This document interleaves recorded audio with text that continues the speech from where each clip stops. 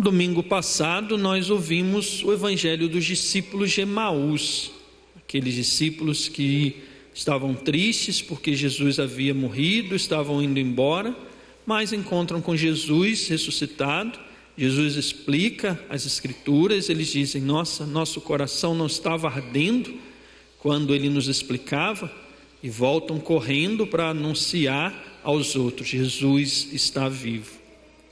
Amanhã, o quarto domingo, nós celebramos o domingo do bom pastor, quando Jesus diz: eu sou o bom pastor, que cuido das minhas ovelhas, dou a minha vida por elas. E nesse dia a igreja celebra o Dia Mundial de Oração pelas Vocações, porque também Deus já tinha prometido no Antigo Testamento que daria pastores, pessoas que conduziriam o seu povo, pastores segundo o coração de Deus. E é isso que a gente reza também nesse dia. Então essa semana nos faz pensar na vocação. E ainda mais esse ano, no Brasil, nós celebramos o 3º ano vocacional. Então um ano que é para se refletir mais sobre as vocações e também rezar mais e chamar mais vocações.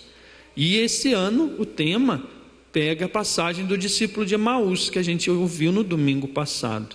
Então vai dizer: a vocação é uma graça, é uma missão, coração ardente e os pés no caminho.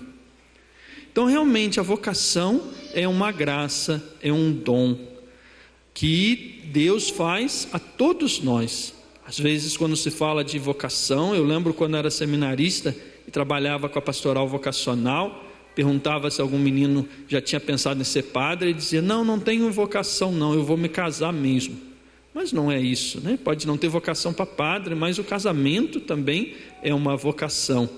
Para dizer que a vocação não é coisa assim: isso é para o padre, para a freira, para o missionário lá, mas é um chamado que Deus faz para todos nós, para que a gente realize uma missão. E talvez alguém pense: padre, eu já fiz muita coisa errada, Deus vai me chamar para uma missão, e padre, eu não sei nem ler e escrever direito, será que Deus tem uma missão para mim? Eu não sou capacitado.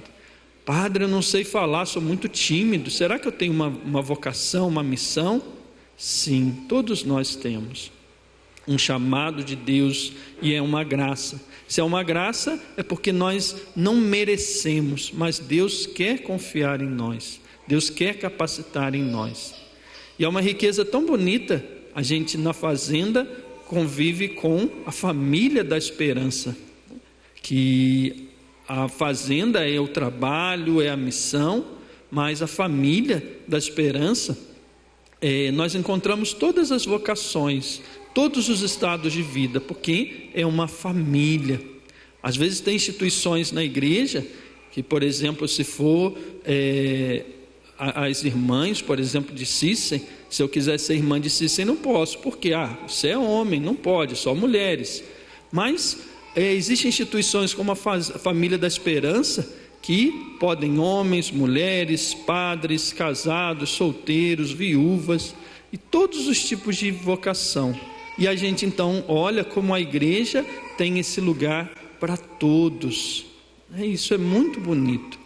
E quando a gente percebe que a gente recebeu uma graça, como hoje, nós vemos Pedro dizer: a quem iremos, Senhor?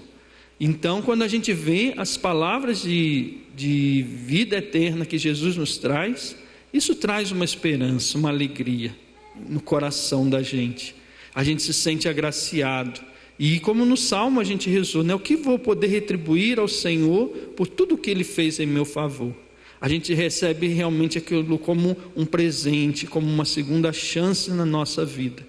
E depois, quando a gente sente assim, o desejo é também levar aos outros. Aí surge a missão, porque tudo aquilo que é bom para nós, enche o nosso coração de alegria, a gente logo quer partilhar, a gente quer logo dizer aos outros também, quer se tornar também como um missionário. Então, eu penso que deve ser também o desejo que já vai surgindo no coração de cada uma de vocês aqui, de cada pessoa que se recupera nas fazendas, esse desejo de fazer o bem. Esses dias conversava com um rapaz que tinha uns 2 meses de caminhada, e ele dizendo que estava muito atribulado, tinha vontade de ir embora, tinha saudade de casa, mas ele dizia: hoje chegaram os novos aqui, e aí eu fui ajudar a guardar as coisas no armário, eu fui mostrar onde funcionavam as coisas na fazenda, aquilo me deu força, que eu quis fazer para eles o que já fizeram para mim um dia. Olha só já onde começa a missão: fazer o outro, dar ao outro aquilo que eu mesmo já tinha recebido. E ele perseverou naquele dia.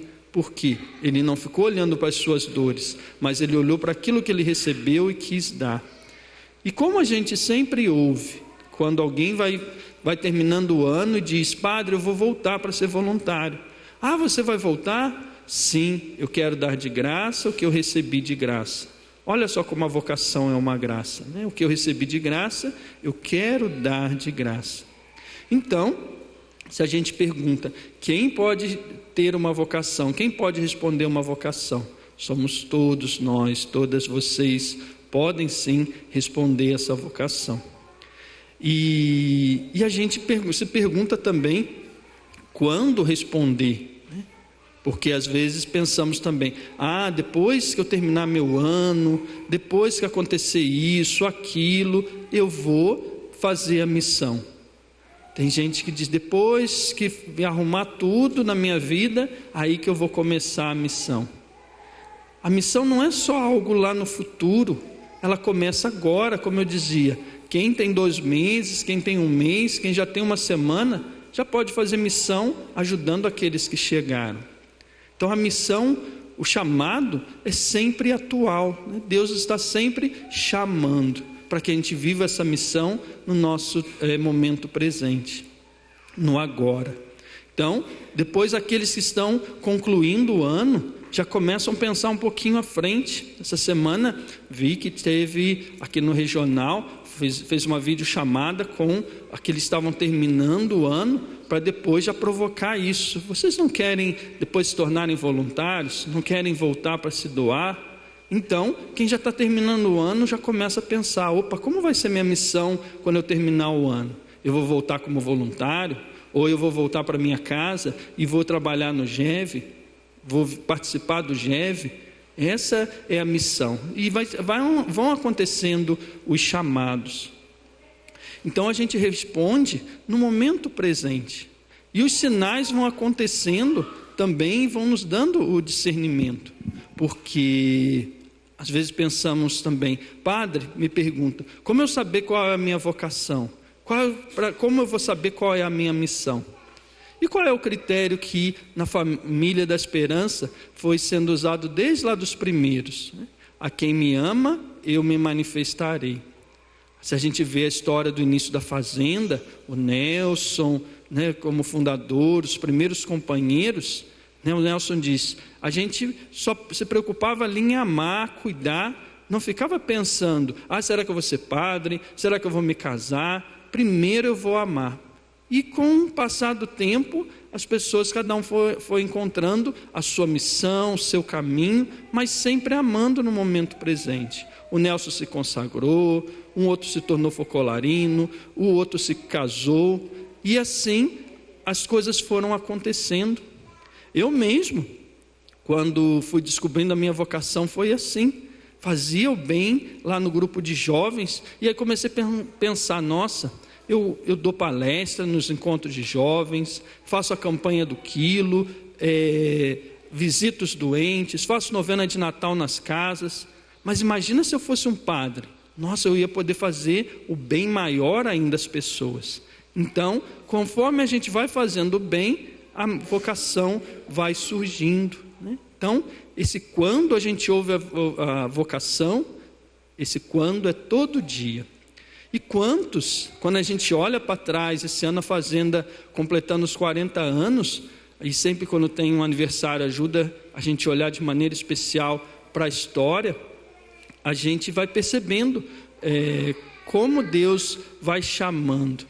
Às vezes encontro alguém um responsável de fazenda, um consagrado, e a pessoa conta a sua experiência e vai dizendo como se recuperou, quando começou a ouvir o chamado.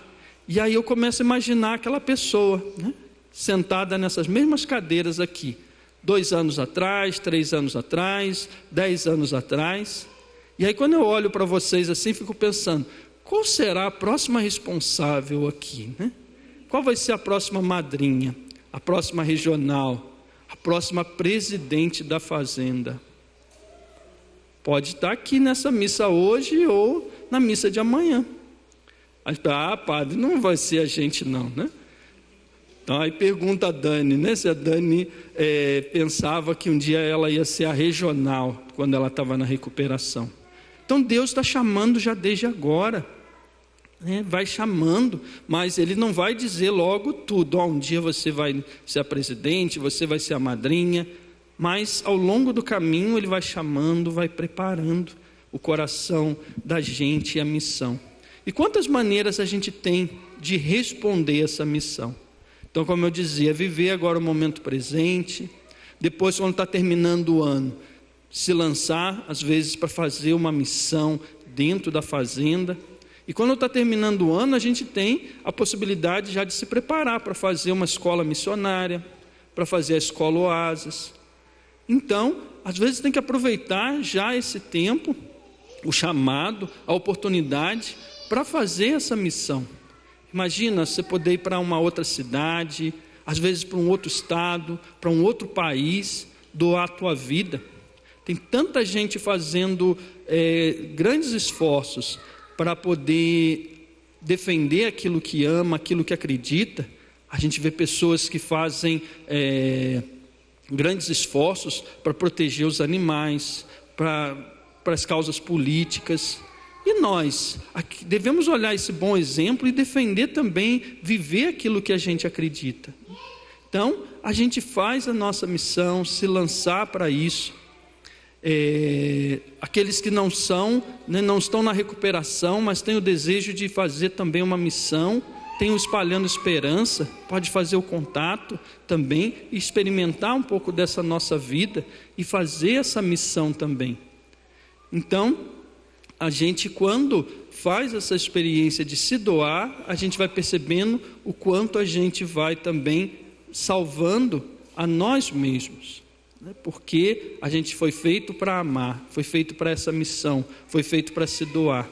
Então, quando a gente ouve esse chamado, nosso coração arde, e se o nosso coração arde, a gente não fica parado, a gente caminha em direção ao outro, faz o bem ao outro. E quando a gente esquece um pouco de olhar para nós mesmos e olhamos para os outros, a gente faz o bem e sente uma alegria que não tem como explicar, né? E assim a nossa vida vai continuando fervorosa com Deus.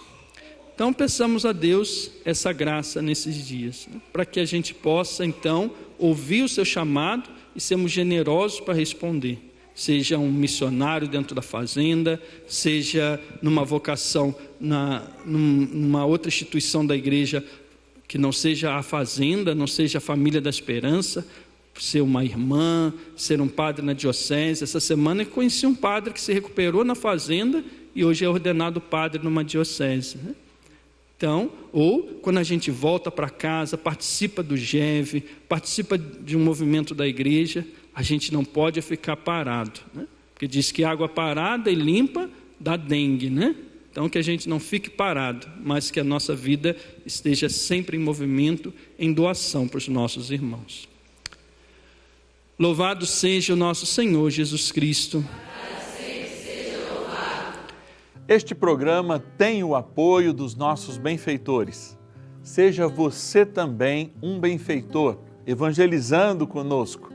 Ligue 0 Operadora 11 4200 8080.